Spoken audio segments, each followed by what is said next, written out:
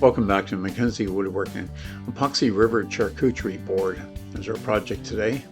You can see I've got some inlays in it, and I'm going to inlay a chef's knife into it, and we have some red chili peppers and some star anise and peppercorns. So follow along and I'll show you how we're able to do that.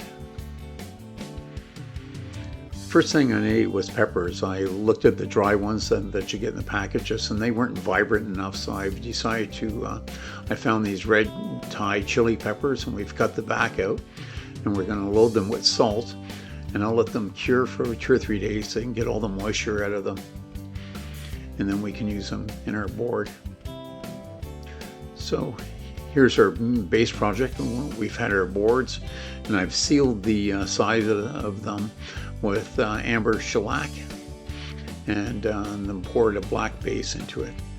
And you can see I've already have it into a form, and I've notched it out in one end there. I've taken off one end after the 1/4-inch base had a chance to dry, and we made a notch for the chef's knife to go in there.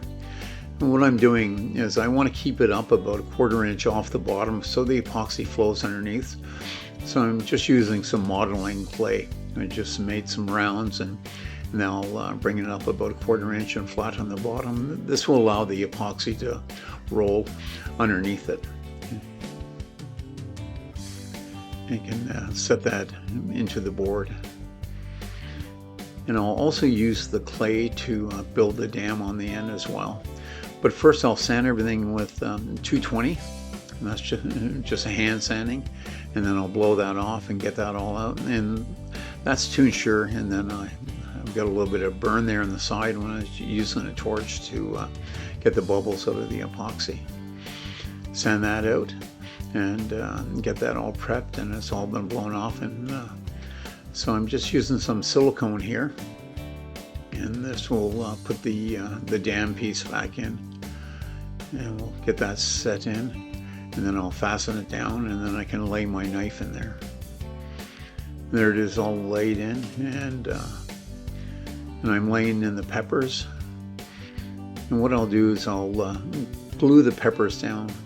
If you're doing any lay-ins with epoxy, if your product floats, you want to bond it down. So I'm just using a fast set glue to set them down, and I want them to be nice and plump, so I filled all the empty cavities with modeling clay as well. You see I've filled it up, and then I'll place them all where I think they should be, and then I'll take them and glue them down.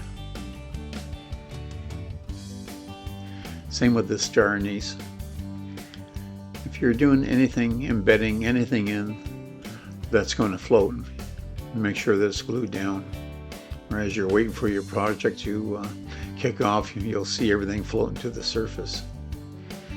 Here's the glue that I used, just a fast set super glue.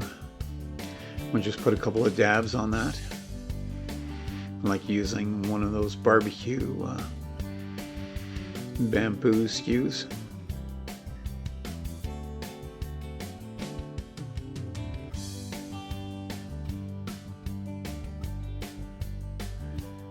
And here everything is all glued in. We put in some peppercorns here as well. Same thing, I just put a little dab of glue on them. I'll place them in. Our peppers are nice and plump. Filling the dried cavity with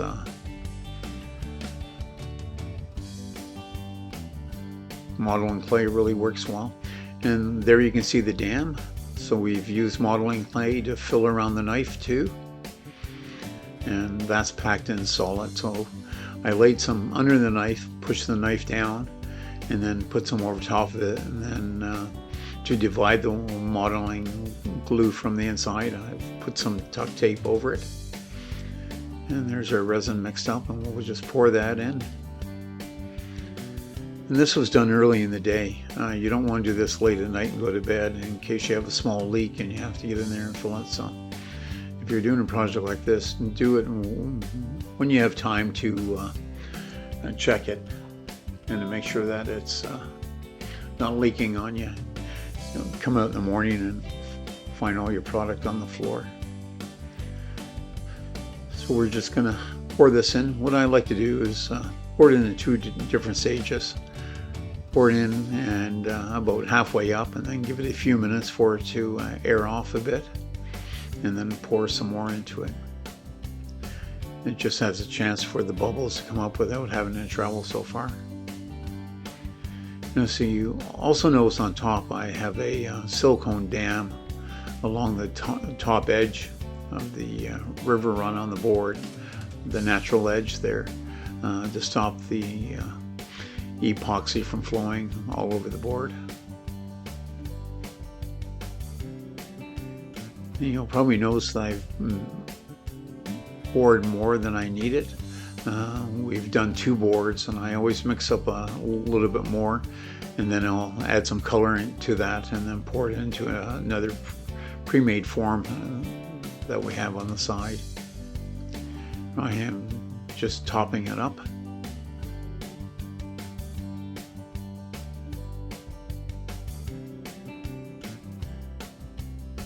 It's looking pretty good. We don't have a lot of bubbles in it.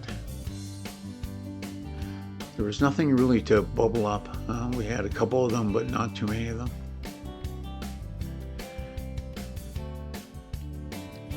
There it is there. So this took us, we let it sit for 5 days. So it sat for 5 days before we've taken it out of the forms. I didn't want that knife to move at all. You can see I'm checking to make sure everything's nice and tight and nice and solid. So we'll just unscrew the form boards off the back, and then we can peel it off the sheet. It comes off quite easy. Whenever I'm doing these, I'll give them 2 or 3 layers of wax. Once you put down your tuck tape, and then just give it 2 or 3 layers of wax. I don't use any special wax, and I just use a turtle car wax, and it works good. And just pop that off.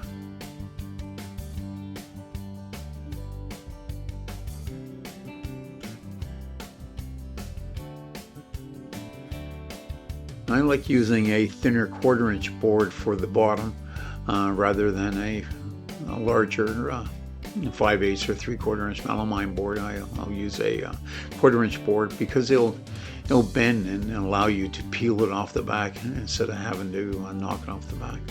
So I'm just taking my time here to get this off. I'll move this back and forth. And you can see the modeling clay there around the dam where the knife went in. And it was all packed in solid. And I use modeling clay quite often whenever we're forming things with epoxy.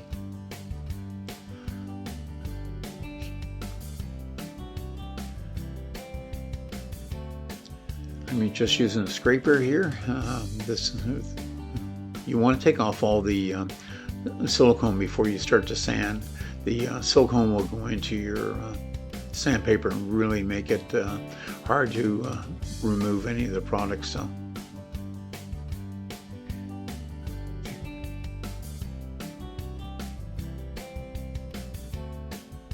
So for a rough up, I'm using a belt sander, and I've got a 60 grit on it. It's quite coarse. I go crossways on it to bring it down, and I'll do that on the front and the back. And then I'll go to a disc sander, and we'll sand it down again, checking for humps, and then I'll mark those out with a pencil as soon as I find one. And once I can find my high parts, I'll just knock those down.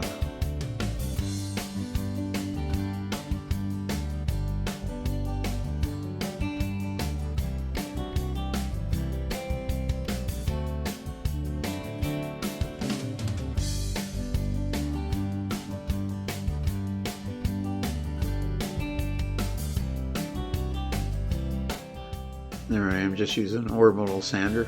So I went from 60 to 80 grit on the belt sander, Now I'm at 120 grit, and I'll work all the way up to 220, and then I'll use a plate sander, and this is 320 that I have on, and then after this I'll go to 400 wet sanding, and then I'll start the wet sand, and this is done on the front and the back.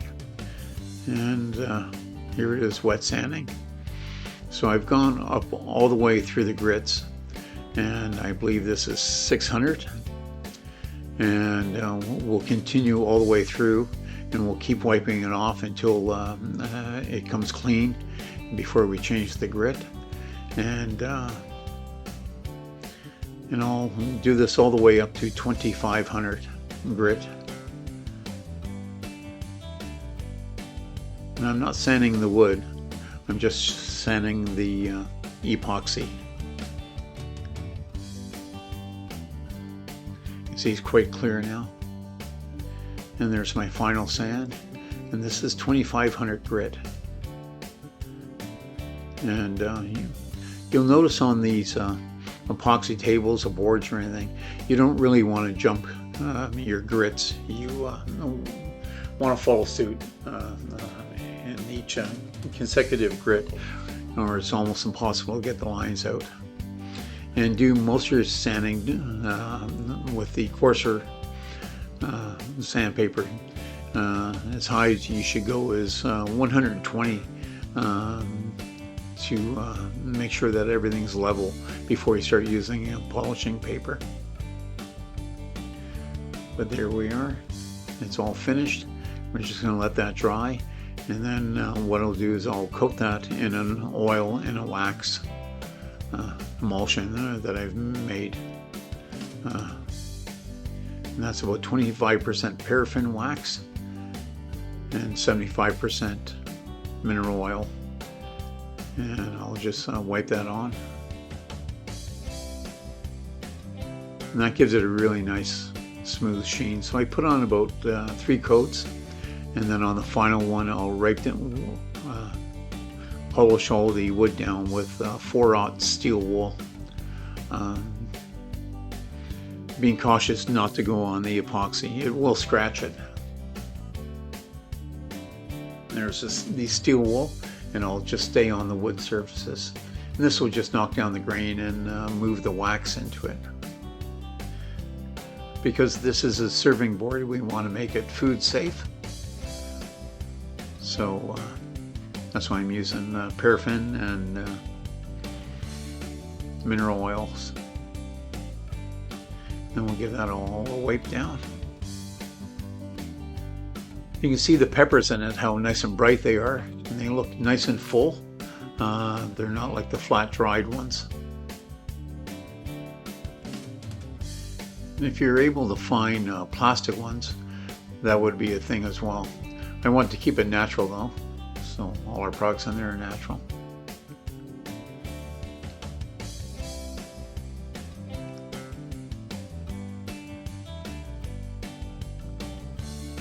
And what I have is a bit of wax on my steel wool so that I can buff that right into it. I hope that you can see the sheen off of it and the shine, and the grain really came out nicely. So I'm using the 4/0 steel wool, and I'll go over this about 3 or 4 times, and I'll just really work that wax into the grain of the wood. And careful not to get it on the epoxy surface, because we've got that shining up really nicely. I keep 2 separate cloths, and I do oil it, but we'll wipe that all down, and then I'll use paper towel just to buff the surface. But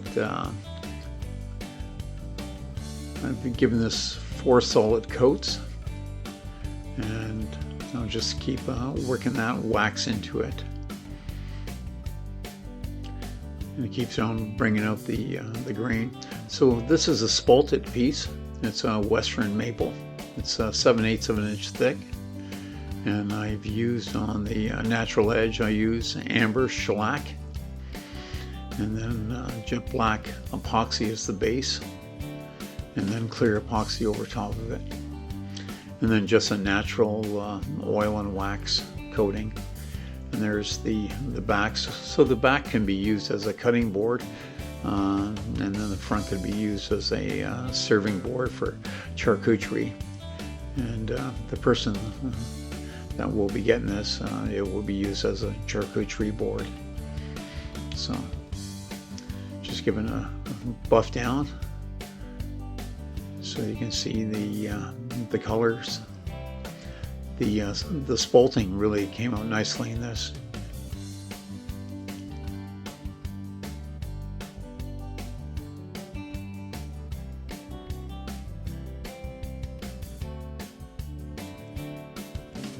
And this coating is all food safe too. A lot of people are always wondering what to put on boards and stuff. Mineral oil and paraffin wax. You can't beat it, and it gives you a beautiful sheen, beautiful soft texture to it too. So well, I hope you enjoyed this video, and I hope you, if you're planning on doing a project, you attempt one of these. And if you enjoyed our channel, please subscribe. I appreciate it. We're trying to get our subscribers up, and stay tuned for more videos. There it is there. Thank you.